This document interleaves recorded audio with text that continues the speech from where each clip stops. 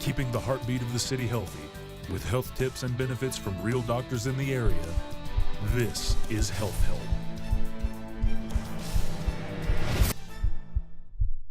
Welcome to Health Help.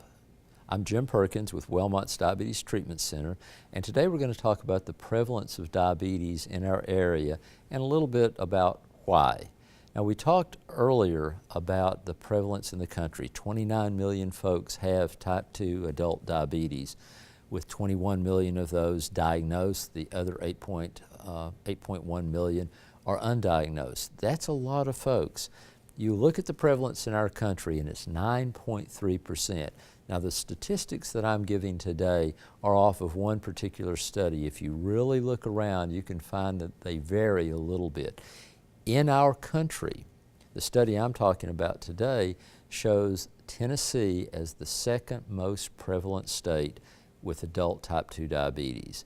Remember, nationwide 9.3%. This study shows Tennessee at 13.1% type 2 diabetes. Now, when you break down the state, most of what you see, the high prevalence areas, would be in Memphis or West Tennessee. But coming over all the way to Northeast Tennessee, we are in the top 5 of prevalence of adult type 2 diabetes in Sullivan County at over 13%. One study I saw showed 15.9%. So not only is Tennessee the second to fourth most prevalent state, depending on your study, but our region here in Sullivan County is one of the highest. Now, Southwest Virginia, the prevalence for adult type 2 diabetes is 23rd in the country. But if you go around our area, the ones that border Northeast Tennessee, it is some of the highest levels in the state of Virginia. So our whole region is really inundated with type 2 diabetes. And you ask yourself, why? Well, I'm going to give a little story. One of my hobbies is backpacking, and every year I go out west on a western backpacking trip. And I spent a couple of years going to the Rocky Mountain National Park. The Rocky Mountain National Park has a little town on the outskirts of it called Estes Park.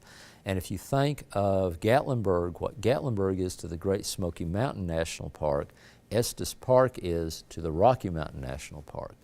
So if you get off the interstate in, let's say, the Sevierville exit, and you drive through Sevierville and Pigeon Forge, getting up into Gatlinburg, you see a lot of inactivity, you see a lot of overweight people, to be honest, and you see a lot of fast food restaurants.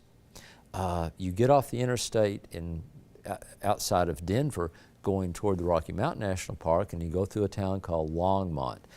And one year, I saw over 300 cyclists that morning going from Longmont to Estes Park. And it wasn't a race, it was folks out biking, 5 here, 10 there, singular people.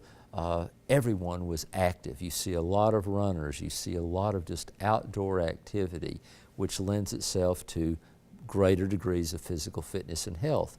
You get into Estes Park, and where Gatlinburg and Pigeon Forge and Sevierville are pretty much wall-to-wall fast food restaurants, you get into Estes Park and you see one fast food restaurant, which is Subway.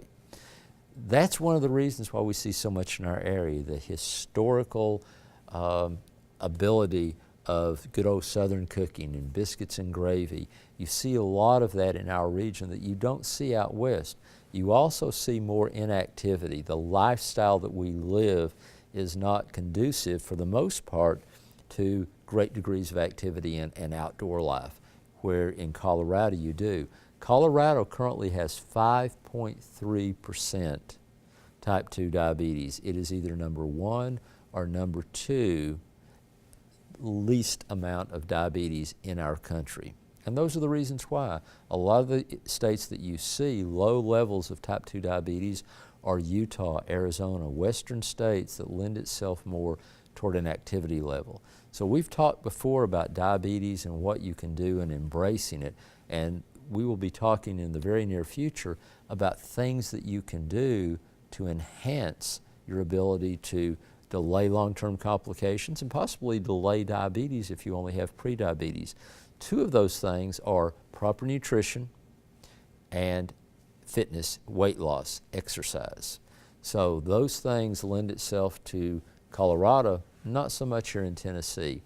That is one of the reasons that we see this high level of diabetes in our particular region. This is Jim Perkins, Talking Diabetes.